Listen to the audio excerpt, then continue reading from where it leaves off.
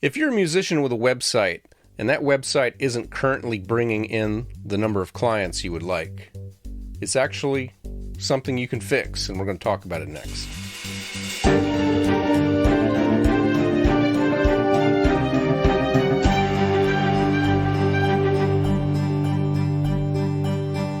Hello and welcome to the Musician Toolkit, episode number 40. I'm your host, David Lane, and it is great to be with you once again. I am recording the introduction to this episode just a couple of days before it is supposed to release, and usually I have it uploaded more in advance of that. In fact, this one I especially wanted to get done before I went up to New York for a week, but there was just too much to do, and I had to leave this part of this episode until I got back. So I can say, without thinking into the future, I can actually say that I have been to New York, and I had a great time up there. I got to see parts of the region that I hadn't before. I had never really had explored upstate New York, and had never been to any part of New England, and got to explore parts of Connecticut, Massachusetts, and Vermont. Really loved the time up there. And, of course, when I wasn't sightseeing, I was rehearsing and then reading a brand new musical. And this is what's called it's a workshop reading. It's where the writers get to hear live actors that are not themselves say the lines, sing the songs. They get to hear my arrangements, and it gives them a much different feedback system. And plus they get audience talk back afterwards, and it gives them ideas of what they can do to improve the musical going forward. Anytime that I do something like this, a common question is, well, when will we get to see this musical?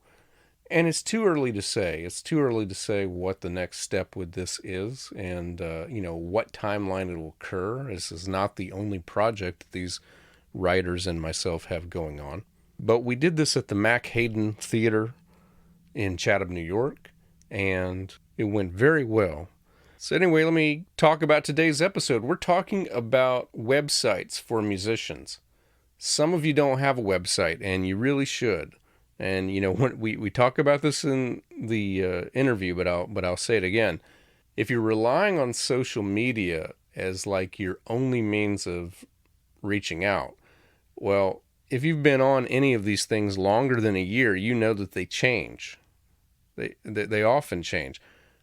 A year ago, it was a sure thing for me. Not even a year ago. It was 6 months ago. It was a sure thing for me to post to YouTube Shorts, and I would get hundreds to sometimes thousands of views on clips of this podcast episode. Well, now I'm really lucky if I get 30 or 40 views on a Shorts video. And of course, the way Shorts videos work is it's not like your long form videos, which you can do in 2015 and people will still be finding it. The Shorts video is kind of like it has that day of release that the algorithm decides to show it to people. And if it doesn't, well, it just kind of goes into oblivion. It's like the only way people can find it is if they explore your channel for Shorts video. So I just use that as one example.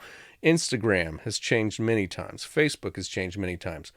TikTok, I haven't even been on that for a full year. It's changed 2 or 3 times since I've been on. Also, what happens when your prospective clients leave? If you want to generate your own clients, whether that be for playing for weddings or playing for parties or even getting students as a private teacher, social media is fine, but they are supporting parts to your marketing system. Your main branch needs to be a good website and an email list. We're not going to talk about email today, but we are going to talk about the website because that is a big portion of it. Now, some of you have a website and it hasn't done much for you. We're going to look at what might be going wrong with your website and what you can do to fix it, to make it more attractive to people who are looking to hire someone like yourself. And to help me talk through this is my guest today, Taylor Rossi.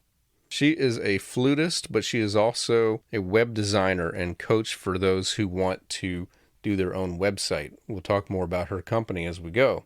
but we talk about things like what are the most common mistakes that musicians make on their website? What are they posting too much about? What are they posting not enough about? We'll also get into that mysterious thing called SEO, which search engine optimization. It's kind of that magic stuff that helps you get found on Google. We'll talk a little bit about that and some things that you can do. And I'm very comfortable talking about this because my website is a work in progress. I would not send you to my website to show you one that is fully there. But I will tell you that I am working on it as I go, and it is something that is better now than it used to be. And I do get clients through my website and through it being found on Google. And that's something that really wasn't happening a year ago. And I just happened to implement several of the changes that we talk about this episode. So they do work. Like any other aspect of your business or your musicianship, website creation, improvement, maintenance, it takes work, it takes time, but it's worth it. And it's something that you can almost bank on to be successful if you do it right. So let's go ahead and get into this conversation. This was the conversation I had with my guest, Taylor Rossi. It's my pleasure today to be talking to Taylor Rossi. Taylor, thank you so much for joining me today. Thanks so much for having me. I'm so excited to chat. So tell us a little bit about, I guess, where you came from as a musician, or, what you still do as a musician and what you do professionally. Yeah, so I have a background as a flutist. I went to college for music education and then pretty much realized senior year, unfortunately, that wasn't for me. And then I came to Boston, which is where I live now, and found marketing for musicians, which I really, really love, and kind of pivoted to that. And so now what I do is website design for musicians. And then I also help co-teach a course for entrepreneurial musicians called Create Your Career. And then I get to teach a little bit to kind of still, have that connection to my instrument and degree and all those things. Nice. You mentioned music education. I went to college, my undergrad, it didn't have a huge amount of music degrees you could choose from. There was music performance, there was music composition. There was a music business degree, which I felt like was more business and not as much music. And I didn't know too many people who were insightful enough to take it. It's like, looking back, it's like they were the smart ones, but at the time they were like, oh, you're just too afraid to be a musician or something like that. I don't know what was thought of at the time, but we had that. And then we had, most people I knew were music education majors. And I would say, way more than half of them have become teachers. They have used it. But I think for a lot of people, it was like, well, I know I don't want to play for Carnegie Hall or be a soloist for a major orchestra, but at the same time, I know I want to do something with music. So education seems to be a way to kind of learn a little bit about everything and so forth. And that can be tough when you're trying to figure out what career do I get started with. It's hard to know. Like, I look back, I think music business would have been very valuable. But at the same time, music composition taught me a lot about music, and it gave me some craft. And the nice thing is when you graduate, you're not done learning. You can keep learning. So Yeah. where did the entrepreneurial part come in? What got you into that? It's funny because I grew up with my dad actually owned his own business in our house doing, he would take old film reels that people like home videos and things like that and transfer them to DVD and lots of other media related projects. And when I was growing up, I had no interest in running my own business. Mm. Then I wanted to be a teacher, but even after that, I thought that I would maybe have my own private flute studio. That was kind of the first, I guess, entrepreneurial transition. And I started doing that. And I love teaching one-on-one, which is where I do think the education part came into this, and even how it looks in my day-to-day now. But it just kind of started transitioning from kind of starting a studio. And then I started finding this interest in marketing and found that there was a lot of opportunities to kind of start going into social media, and that I started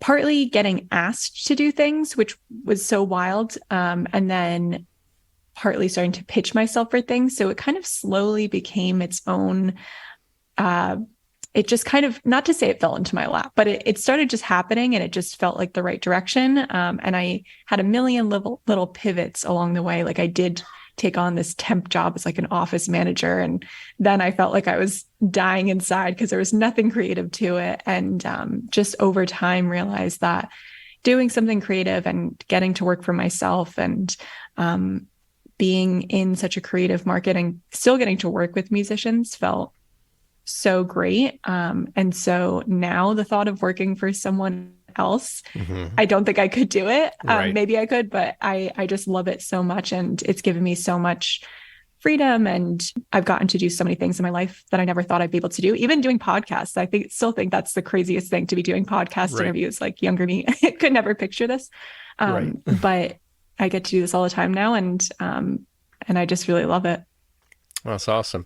So you're going to talk to us today about websites, musicians who have websites. And I was thinking about this earlier today. How important is it to have a website to success? Well, I've interviewed a lot of guests. I've met a lot of people. And I'd have to say, honestly, I've met a lot of people who either don't have a website or have what we'd call an ineffective or bad website that have been successful. And when I look at what they did, well, first of all, they tend to be around my age or older. And, they come from an era where it was more highly valued and actually necessary to form in-person networking with those, with potentially high-paying clients, and also where the word-of-mouth network was, I think, maybe a little bit more common, back then. But, of course, I've met plenty of people with very good websites who are also successful. I would say most of the world kind of follows they would fill into the umbrella of haven't been highly successful monetarily, and they don't have a very good website. I'd say that's probably that has to be like most of the global population. But I have not, to my knowledge, met someone who has a good, efficient website who is either not successful already or not seeing a trajectory that's taking them to that point. Would you agree with that?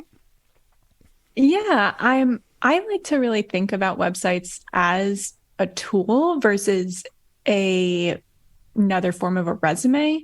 And I just think that switch in thinking can be really helpful. And that's why there's a lot of people who have such a fear of having a website, because they think they have to have reached the highest point in their career in order to have one to showcase all the things they did, rather than using it for opportunities. So I think a lot of people are actually just afraid to have a website because it's not going to showcase all the things they wish they were doing right now. Right. Well, and one thing that I've heard a lot, and I think, we're recording this a week or two after Twitter has changed their name to X.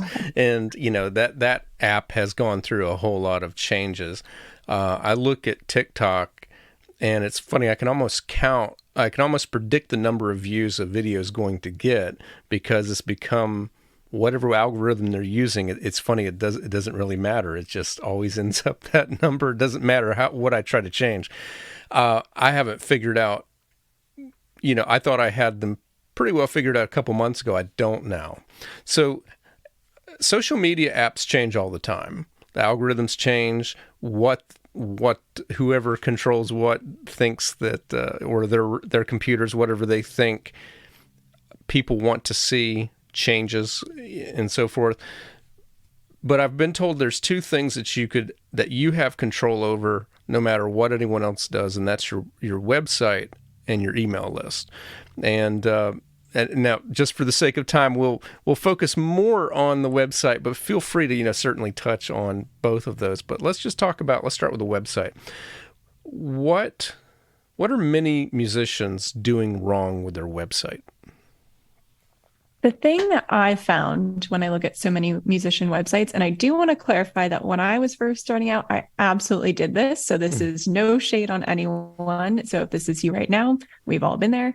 But it's the issue is that it's so focused on them. It's just glorifying what they've done or what they've won or where they've attended versus what they can use to offer someone else. And when you're looking at a website that's just me, this is all I've done, it makes it really hard for someone to conceptually see how they fit into that picture. So if you have a private studio and you're just talking about all of your accolades, it's going to be really hard for a parent or a student to look at that and see why they should join your studio. If you're even a performer and you're still just showcasing all those things versus how you can collaborate or how you can, why you would come to their performance versus someone else who plays the same exact instrument, who's probably equally as talented or anything like that. They're going to have a hard time seeing that. So I think just viewing it more from that perspective of what's in it for the person visiting my website. What are they going to get out of it? How can they work with me, or how can we collaborate or anything like that? Just switching that viewpoint is going to change so much. So it's more of a tool for like pitching yourself or getting business versus, again, just as like another form of a resume. So if I was to think about like, don't do this, do that, it's kind of some examples. I might think of if you're in a band, if you've got a rock band, that you're trying to promote, instead of having, a website full of photos that are like close up of your band playing on stage, might be more worthwhile to have a wide angle view of the excited crowd. And then the venues that are looking for a band say, wow, look at them. They're having a good time, or like people, laughing and drinking or whatever the appeal is. I have been told, that, and you'll probably talk about this, but, your website needs to, it needs to be for the type of client you're looking for, not necessarily the type of clients you've had, which, maybe they're the same, maybe they're not.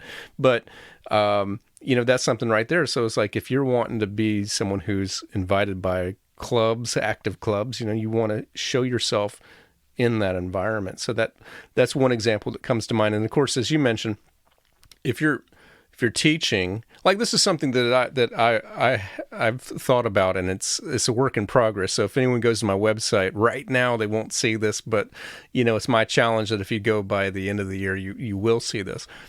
I have realized over the past year or so that I'm more naturally inclined to work with adults when it comes to beginners than I am kids. I still have, a lot of kids that I teach, and I enjoy them, but I have a passion for adults. So if you go to my website, hopefully in a few months, you're going to see pictures of adults being taught. And so when an adult prospect goes there, they'll be able to see all that and then look at my information and figure out, okay, this is the type of studio that I could be involved with. Whereas if it was nothing but kids, or if it was worse, nothing but me, it's kind of hard for a prospective student to see that.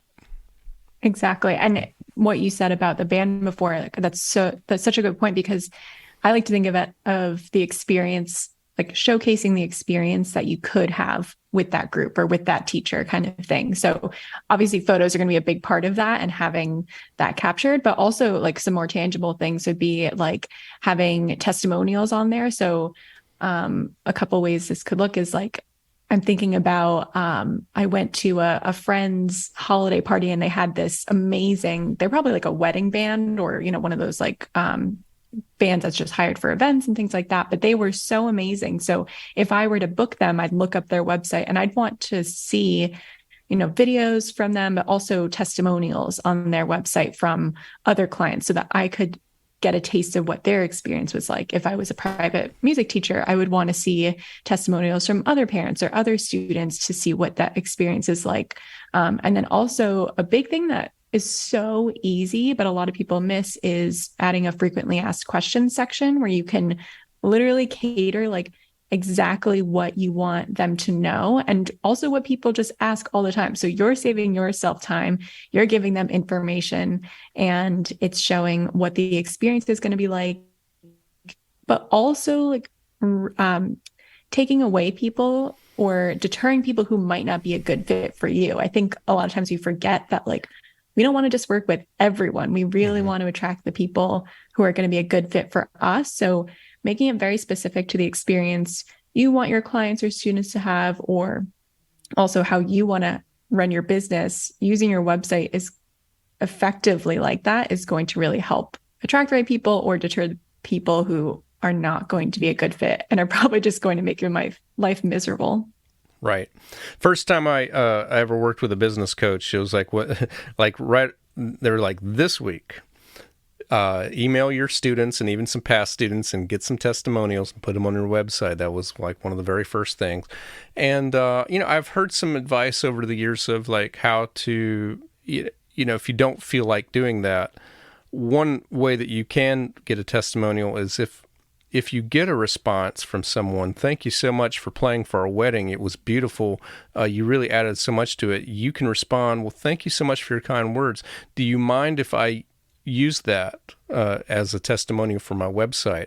Or if it's your Google business page that you're trying to grow, send them a link. Would you mind copying and pasting that, to here, or whatever the procedure is for that, for getting the testimony to that specific spot. So, this is definitely, great advice. It's just as far as getting, people to see others that are like the clients you're trying to reach.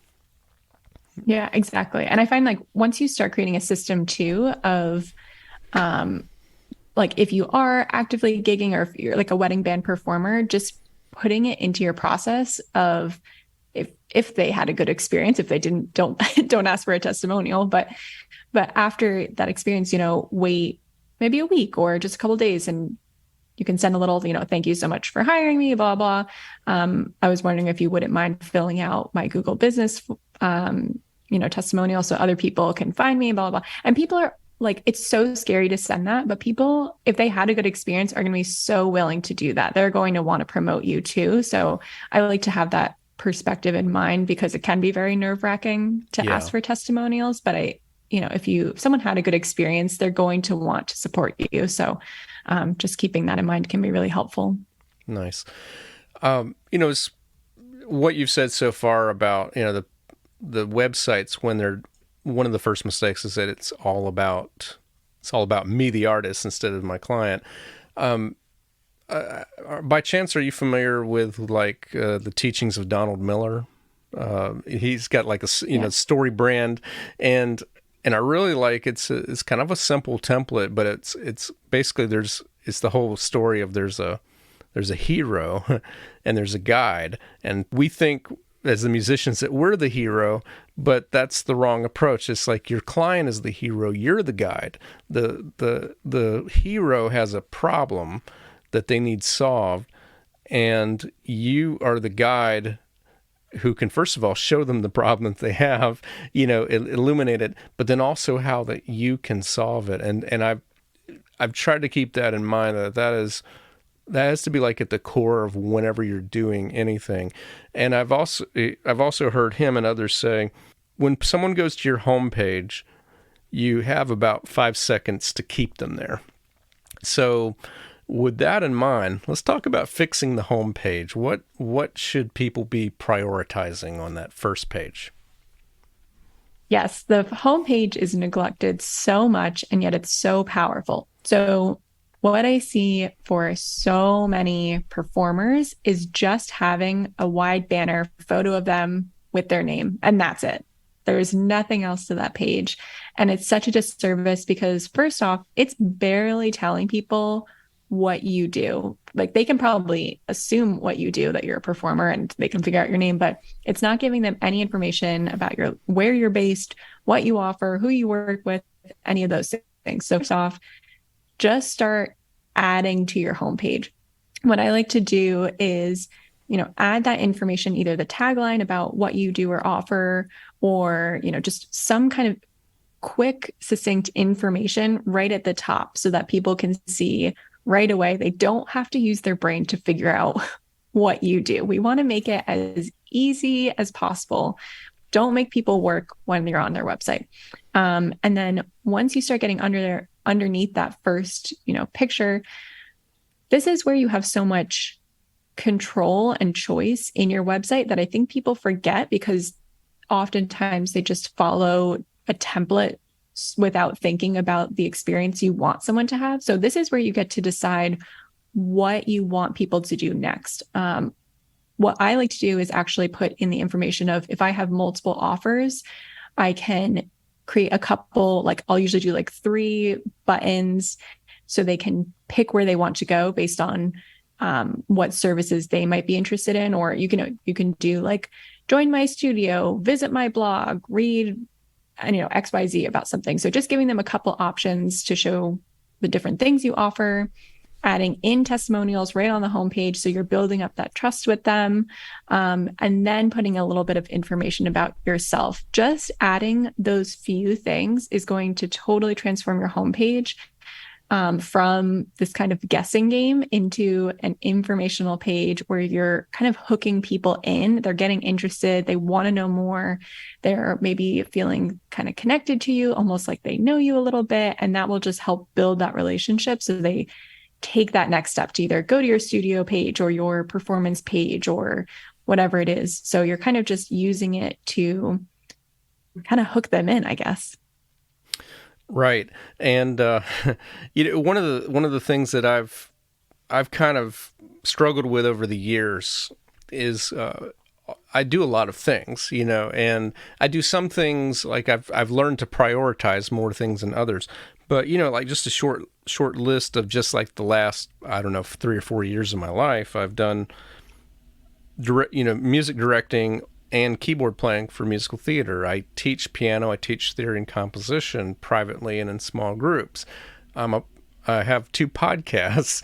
I do have a blog, and I am available. I do play for things, like I've just recently played, with a big band on piano. But I also like play for weddings, and I arrange for other people's musicals. I transcribe stuff, and I even record orchestrated tracks for theaters that don't have a budget for live musicians. So I've got all this stuff here, and if I put all that on the homepage, I don't think any of those clients are going to have any clarity. It's just going to be like, well, what is it you do? And, there is that stigma that I think, maybe not everyone thinks this, but I think a lot of people think, well, it's hard to be a jack of all trades and be a master of any of them. It's so... I think there is a degree of prioritization, but I do like the idea of, having some buttons, like if you want to know more about this service, go here. If you want to know more about that service, go here. But I think also, correct me if I'm wrong, but there's some value into figuring out what's common about everything that you do and making sure that's clear up front, but also prioritizing. It's like, what do you really want? Like, if the website was to scare off every other type of client, what's the client you most want to attract? Would that be a good idea?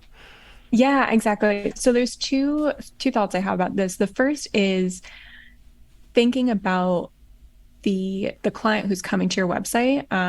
One thing we want to think about is, are these people, is the same person going to be taking up all of these offers, or are they going to be a completely different audience? The reason we want to ask ourselves that is for SEO purposes, search engine optimization, which is basically how people find you on Google.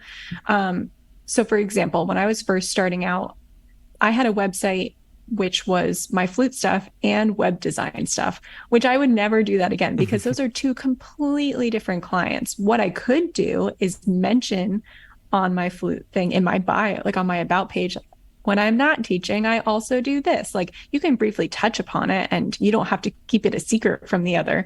But that would be an example of needing to split up your websites into 2 different websites. Right. If you do completely different things. Now, if you like what you're doing, those are all related. They're not, they're not too far apart. So right. The question you want to ask yourself is, what do I want people to do? Like, how do I want to make money off of my website? Because there's also so many different ways we make that we get business. A lot of times it's referrals or social media, whatever. So there's going to be different ways people find you if doing, let's say recording for theater. Let's say Mm-hmm. that was all through word of mouth. I would touch upon it on the website and just, have that maybe as like in your drop down and just kind of mention it and how people can get in contact with you. But I wouldn't prioritize that. So Right. just figuring like, and the other thing is too, as we change and our services change and our, what we want to do changes, we can also change our website, which is what I love the most about it, because unlike I also do work in photography, and photography is very, once you take that picture, it's pretty set. But with websites, there is always room to change things. So as things shift in your business, you can always update what's on the homepage, update where you're driving people, and just kind of work with that flow so that you're never stuck. So if something's not working, you can always change it, which is truly one of my favorite things about websites. Awesome. Do you have any creative suggestions for like creating that website? Like I've heard some people say that it helps them to actually like, get out a notebook paper and just kind of write out the website in descriptive form, like here's what's on the homepage, or to draw it out, just to kind of like just some ideas, like here's where those buttons might be, and like here's a square here's a square where I'd put an image or something like that. And are there any suggestions you found helpful for just getting good creativity for that homepage? Definitely. Sometimes what people will do is exactly like you said. I think it's called a wireframe. So if you have Mm-hmm. those like big, like notebooks, kind of easel things, you Yeah. can draw it out on there to have that visual. Or if you have an iPad and you want to use it on that, drawing it out is so helpful because you won't have to spend the time actually building it. You can actually just write it out on there. Another tool that I really love, and they actually make it really easy, is Canva, which is just kind of like an online, really easy kind of not graphic design tool, but just to make kind of templates and things like that. So you can kind of create a website design within that to just kind of show everything and play around with it, if you are a little bit more like tech savvy in that regard. But I really like writing things out to see all that information before I start building anything so that it's by the time I'm building anything out, it's really clear. So, I mean, even using like a Google Doc can be a Mm-hmm. great option as well. Yeah. Well, I can second Canva. For anyone who's like seen a thumbnail for this podcast, either the long form or on YouTube, I use Canva for that. So great. So one of the problems I know that a lot of people have with their website is they get prospective clients to go there, and like, okay, they're sold, they'd like to know more, but they just can't seem to find that encouragement to do something next, or they're not being encouraged and they're like, okay, well, this is nice, I'll come back to this some other time. It's this is something I think car salesmen have mastered, and that is, don't let them get off the lot without buying this car, or at least taking the next step that gets them closer to buying this car. So how do we have to think about that with our websites? What are some things that we can do to engage the prospects more? Yeah, great question. What I like to think of it as is making sure your website is very direct versus passive. So Mm-hmm. again, you have so much control over your website using buttons and any kind of, they're called call to action. So any Mm-hmm. kind of phrase that's going to encourage people to take an action, such as contacting you or purchasing something or whatever, is going to be really helpful. The kind of nuance to this is that a lot of times either people use too many and visitors feel like they have too many choices and they get overwhelmed and then they just leave, or there's not enough. So what you want to do is add some kind of phrase like click here to contact me or buy now or sign up here. I like to put it pretty much under there's like a natural place where you put it. So, after you've talked about a service, put it right underneath there. Once you get to the end of a page and you're kind of wrapping up what you're talking about, putting that button to have people contact you right underneath there. Just encouraging them to take that action and making it very, very clear and direct to do that is going to be really helpful. If you're not putting in any directions, maybe they'll figure it out. People are smart, but we're all tired. We want to be told what to do sometimes, and we don't have to work for it. So just giving them that encouragement to making it really clear what the step is. Literally write out, like, if you want to work with me, fill out my contact form, or if you want this piece of music, purchase it here. Just making it so obvious. And I know that sounds kind of silly to say, but that's a big issue I see on a lot of websites, is it just not being obvious how to work with someone. And frankly, we shouldn't have to work to figure out how to work with you. Right. The one page on my website I've actually, as I mentioned, there's some things I need to work on in my teaching portion of my page, my lessons portion. But, I was just glancing at how that looks at the moment.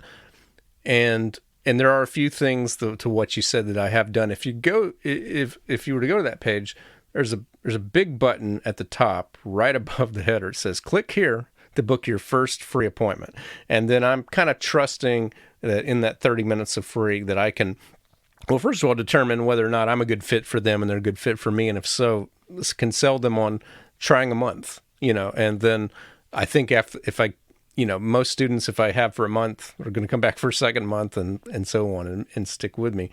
If they scroll down, they'll see the types of lessons that I do and, a few other things. And, they'll see the picture that I have of my students. This is this part I got to clean up. And then right below that is there's another button that says, click here to book your first free appointment. So there it is again, just in case you forgot. And then there's testimonials. And then, right below that says, there's a contact form. It says, not ready to schedule a free lesson. Please contact me and I'll respond as soon as I can. And so, I'm looking at this and I'm thinking that, there's things that need work on. And I think, you should probably view website kind of like you view practicing your instrument. You never just like practice your scales and there, I know it, I'll never do it again.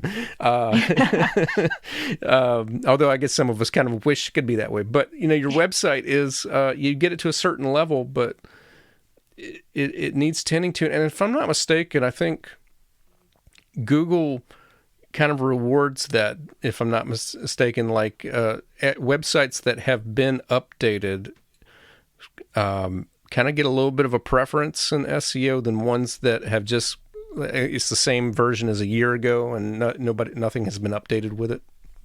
Yeah, exactly. They definitely do reward that. And I find even just doing simple updates like writing like blog posts, I really love doing that because it's just a way to put new information out there without it taking up a huge amount of space on your website.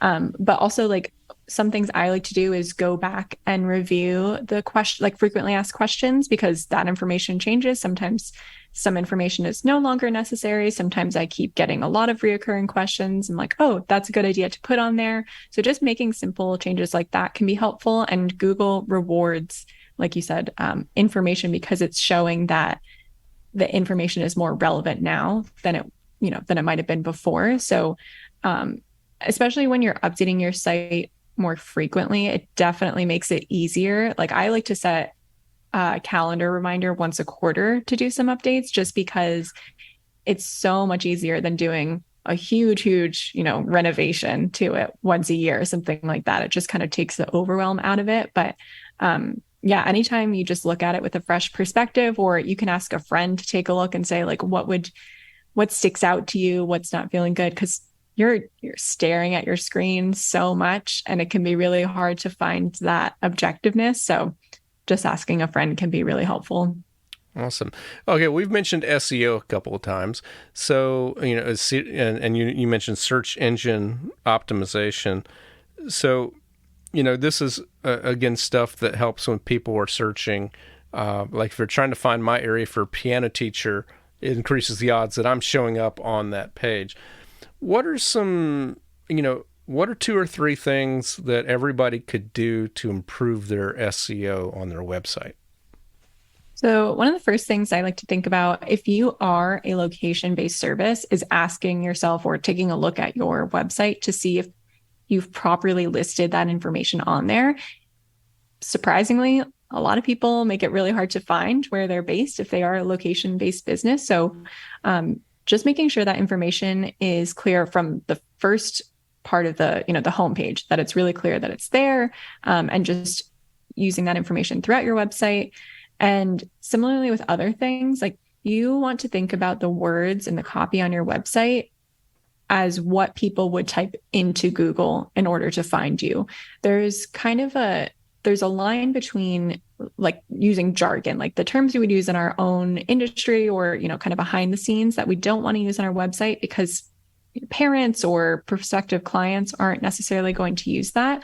So actually taking a minute to type something into Google, like piano teacher in Fargo, North Dakota. Like if you were to type that in, would your website come up? Are you using those words on your website? Think of it from the client perspective when you're writing it out. And again, if you already have a website and everything is all typed out and everything, and you don't have that information, you can always update it. It's super, super easy to do. And I'm trying to think what else you could do. Just, I think really thinking of it from the client perspective is really helpful. Also making sure that you have like you're using those words multiple times throughout your site, not just once. Now, if I'm not mistaken, there are some ways that you can get those words on your site without them being obvious, such as alt text on your photos and things like that, which, again, it just tells Google what's in this photo, and it could be Fargo, North Dakota, flute teacher, and so forth. By the way, is that a weird example, or are you based in Fargo? I'm not. I have a friend. I have a friend who lives in Fargo, and I just think I just visited a couple of years ago, and it was just the most wild place to go to. So it just Fargo's one of my frequently watched movies. So it's that's a great movie. Yeah. Great movie. Kind of related. This is something else that I just opened up a incognito window on Chrome, and I want to type in like piano lessons. Just see. So I type PI, I get Pizza Hut, PIA. As soon as I type PIA, this is Google will do this for you. They'll show you like what are people searching for. So I see piano keyboard, piano lessons near me, piano lessons Winston-Salem, and then there's another city nearby. PIA is also Pakistan International Airlines. Okay, Piano Man, a song by Billy Joel. Piano keys, piano online. So I just keep on doing that. I type PIAN, and and it kind of narrows that search. But if I type in piano L for lessons, all the areas around me pop up by what's closest. And then I'll see right below that, piano lessons for kids, piano lessons online. So if I just kind of keep typing lessons, piano lessons for kids near me, piano lessons online, I think I said that, piano lessons F for kids, for adults, for beginners, for adults near me, for toddlers, for beginners. So I'm learning so much about what people are looking for. And I think this is something that you said that we should probably talk about is, you're trying to get people to your website. So SEO is one thing. But one of the things that you told me beforehand was the expression was what people actually want to see versus what we think we want. So I think that was just kind of a way to kind of see what are people searching for. But elaborate on that. We're trying to get people to our website. What are some things that we can do that's reflective of what they're looking for, not just what we think they're looking for? Yeah. So kind of to start off with what you were just talking about, I really like using Google Business for especially location-based businesses because it's going to help you come up much higher in a listing for things in that area because of the maps feature. So I highly recommend anyone who has a location-based business. You can also do it if you don't. If you have just an online business, you can still do it. But I just find it helps so much because you're using a feature of Google. But related to, what they're seeing, they want to see what's going to be solving their need or their problem. So when you're Googling and you're starting to type in those words, it is kind of a combination of what's going to be a good fit for you and your business and what they're looking for. But if you only want to work with adults, having that language on there that says like piano lessons for adults or adult beginners, whatever, that's both, weaning out who's not going to be a good fit for you, someone who only has kids, who's looking for a piano teacher for kids. And if someone sees that and they're an adult beginner and they want to take piano lessons, they're going to feel more confident in reaching out because they see something they can relate to. It's it's like targeting them in a way that's like, oh, that's solving my problem. That person's a good fit. So just approaching things from that problem solving perspective, they want to feel relief. They want to feel seen. They want to feel like you're about to solve a problem for them, which will make it a lot easier for them to give you their money. Yeah. I always like to think about, if you think about like Starbucks, like if you're craving a coffee and you go to their site, you want to be able to see the options that are there that's going to get you that fix for coffee or something like that. So just being very specific with the wording that you're using is going to help a lot. And also just in terms of getting your website seen is not hiding your website. You want to make sure it's posted in so many different places and places that your ideal clients are going to be. So, silly as it sounds, but making sure to put it in your email signature, putting it on your Facebook and your Instagram and all those pages. If there's any like local listings or anything like that for your area that you can add for free, I highly recommend doing that. So just kind of making sure your website's out there so that the right people can find it and you can solve their problem and you get paid and life's great. Right.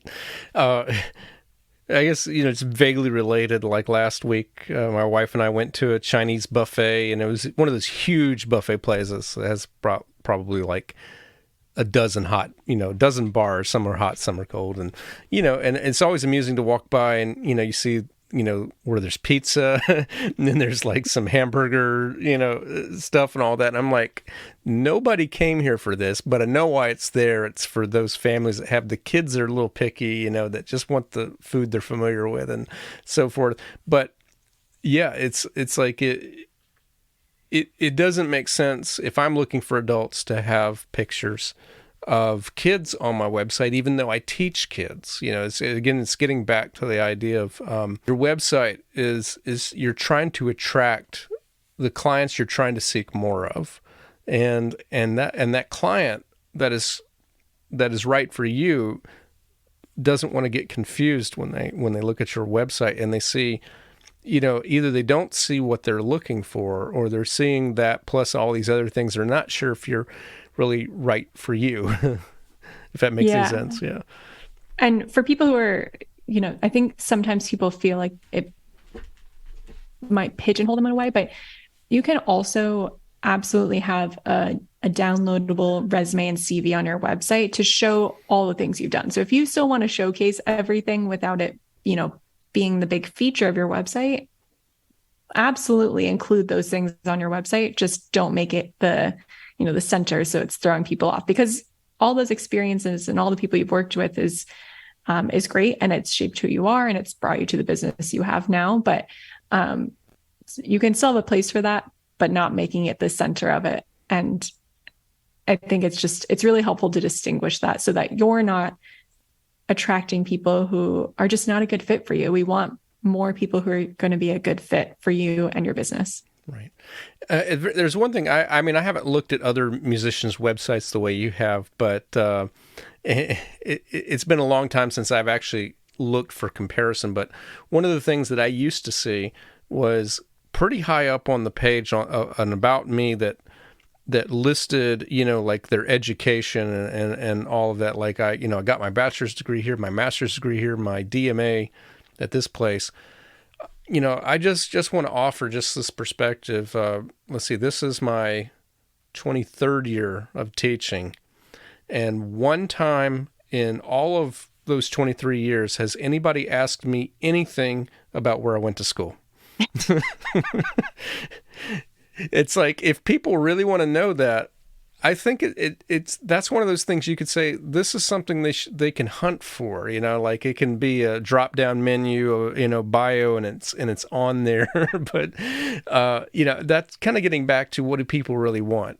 People really don't care. I mean, unless your client is a university hiring a full professor, which they're probably using your website as a supplement. There's probably an application process that you've gone through, but as freelance, if you're trying not to work for anybody else, you're trying to be your own your own boss, your own business. I same way. I'm not interested in where their education is. I'm interested in, like, what is their experience, what is their expertise, what do their other students think of working with them. So I think that's case in point, just making sure that we're thinking about what our clients actually want. Yeah. And I've just a quick note about that. I found that you can use it as more of I think people find it more interesting to talk about an area you've lived in. They'll feel more connected to that than they'll probably, like, oh, you went to Rice. That's great. Like they're probably not going to know that. I mean, if they do, that's great. But they're going to be thinking more about, like what you're offering them currently. Yeah, exactly. Is there anything else, like for musicians, anything that we haven't talked about that you think is important for getting the website in shape? And I guess, I guess we haven't talked about, like, if someone's listening to this and like, I don't even have a website at all, how do I get started? I mean, I use Wix. I have worked with an organization that uses WordPress, and they both have so many templates and things. And like, if you need buttons, they have buttons, and almost all of them have tons of videos on YouTube if you're not sure of what to do. But there's also the route of getting a professional web designer as well. And I have heard, just kind of like, you never know when social media is going to change things. I really never know when Wix is going to change their policies, and I might wish I had my own independent website. So there is that aspect to it as well. But any other advice for just like building your website that we haven't talked about? Yeah, I love Wix. That's what I use, and that's what we use for all of our web design clients. I just find that it's super, super easy. Like you said, there's so many resources, which makes it really helpful. And I feel like I do want to clarify this. Unless you are a bigger organization, there is not a need to use WordPress. If you want to figure it out, I think that's great. But it is a lot more tech savvy to know that, and you do need to know some coding. I prefer Wix because I think it gives you a lot of creative freedom, which I think, musicians tend to crave. But also it's so user friendly. It's just drag and drop, and it makes it really easy. What I like to do is kind of break up the process of building a website. So, what I like to do first is write all the copy out, all the words into a Word document or a Google document. Get your branding all squared away. So all of the colors you're going to use, all of the fonts you're going to use, your logo, all that. And then any media. So any photos or audio or video, anything like that, separating all of that, and then start putting your website together. I find if you're kind of putting it all together at once and you're going through the process, it can get really overwhelming really quickly. But if you're kind of breaking it up, that can be really helpful. And if you're very type A, I'm not type A, but I like organization, but I like to use a spreadsheet to kind of write down, all right, this page, I'm going to do this by this date. And it just kind of helps, break down the process, because websites are a big project. It can be overwhelming, but if you break things up and you give yourself an ample amount of time, it's going to make it easier. The company that I'm a part of, NR Media, we actually do have pre-designed Wix website templates for musicians and performers and private studio teachers, just to make your life a bit easier. So that's kind of pre-designed for you. And you just, we call it like, if I've ever played Mad Libs as a kid, where you just kind of like write the words in. Right. We use that format to make it really easy. But just things like that can be super helpful when you're designing a website from scratch. Nice. And I feel like, we haven't talked about something that I think is kind of a nice little obvious suggestion of, I think it's most helpful if you kind of know where you want to go with your website, you've got an idea, but you want to see it at work, is find even 2 or 3 people that are doing similar work to you, that have a big following already, that seem to have, seem to be doing pretty well. Check out their websites, and you may see some ideas. You may see some things like, oh, I never thought about that. Like, I think it was, that I got the idea of, hey, that the text can be animated, when I go there, to kind of look really interesting, So, but some things change over time. Like it used to be like a video would start playing when you go to websites decades ago and just autoplay and so forth. And people realize, well, most people find that kind of annoying. So, you don't want to do that, but yeah. And you may go to a website and say, I don't, they do this, but I don't really like it. It just gives you some ideas of what other people are doing. So let's, you mentioned your company, to just tell us where people can get in touch with you if they would like to, have your services for their website. Yeah, absolutely. So the full name is Nicole Ricardo Media. That's our website, NicoleRicardoMedia.com. We also have an Instagram, which is _NRmedia_. And then you can also find me, my separate Instagram, the Taylor Rossi, on there. But if anyone has any questions, love to just hear thoughts about, websites, if you have any questions about that. And then just one final thing regarding what you had just said. I also really like to look at websites outside the music world for inspiration too. So that we're all not just doing the same things. I think it's really, really easy to get stuck in those same designs and patterns, but seeing, what people are doing outside of that, especially who are in like a business kind of setting, or, have a business marketing kind of business, that can be really helpful. But yeah, if anybody has any questions, always here to chat. Always happy to talk about websites. So. Yeah, actually, just kind of following up with that, think like if I think I was thinking like if someone on Instagram has a lot of followers and they have a website, you could check that out. But the other thing is, we were talking about SEO. You type in the term that you want people to find you under, but you see like some websites at the top. Go look at those websites and see if you can just try to understand what it is they're doing. That'll help you with that. But I love the idea of, going outside of music and, finding some inspiration as well. And it also, where can people follow you personally? Yeah. So my personal Instagram is the Taylor Rossi. And then I also have a photography business too. So that's Taylor Rossi Photography, in case you need some photos for your website. I'm based in Boston, so come say hi. Nice. Long way from Fargo. Yeah, a long way. Nice. Well, thank you so much for joining me today. Thanks so much for having me. And that's going to do it for episode number 40 of the Musician Toolkit. Just as a reminder, you can find me and the podcast on social media, specifically at Instagram and TikTok at David Lane Music, and on Facebook at David M. Lane Music.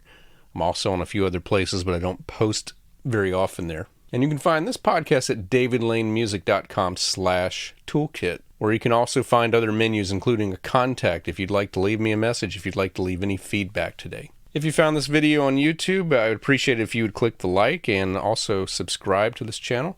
And no matter where you're listening to this, if you got value out of it, would you please share it with at least one other person? It would mean so much in helping this podcast to continue to grow. Again, that's going to do it for today, but I'll be back with you again next week. Thank you so much for listening.